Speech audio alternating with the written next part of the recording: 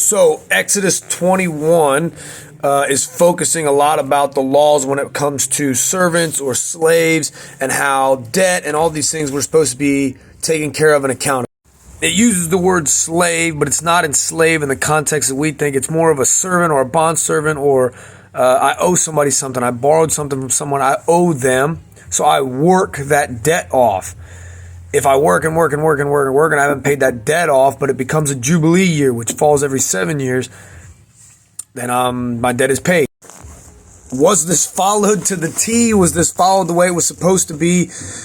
I'm sure there was plenty that did, but for the most part, this was something that was put in place and then abused, not respected and taken care of the way it was supposed to. However, there were the slave owners or the masters to the servants that treated them really well. And even if it was a Jubilee year, if they loved their master and they loved what they were doing, they would stay there and continue to work for them. There were different laws pertaining to if they were married before they became a servant, if they got married after.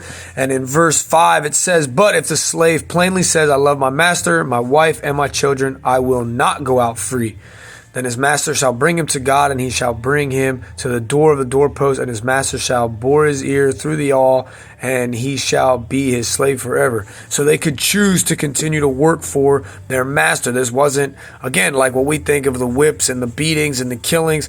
This was, you've given me an opportunity. I'm working for you, and the life that you're providing for me through my service to you, I'm cool with it. The rest of the chapter really puts into perspective the punishment and the if this happens and this happens. It's all about accountability and holding other people in your society, in your community accountable, and then also holding yourself accountable. Verse 16, "Whoever steals a man and sells him, and anyone found in possession of him shall be put to death. Whoever curses his father or his mother shall be put to death." It's all about accountability. Taking responsibility in situations where maybe you don't feel like you're at fault.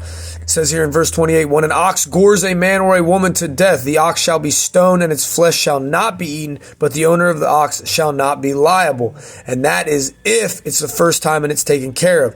And it says later on, if the ox was already accustomed to doing these things and no one warned against it and all these things, then the owner is responsible. It's teaching us to take responsibility of not just ourselves, but the things that we're responsible for. Take accountability for these things. Stop coming up with excuses and loopholes and just take responsibility for your actions and the actions of the things that you have around you. Stop coming up with loopholes and excuses to get out of it.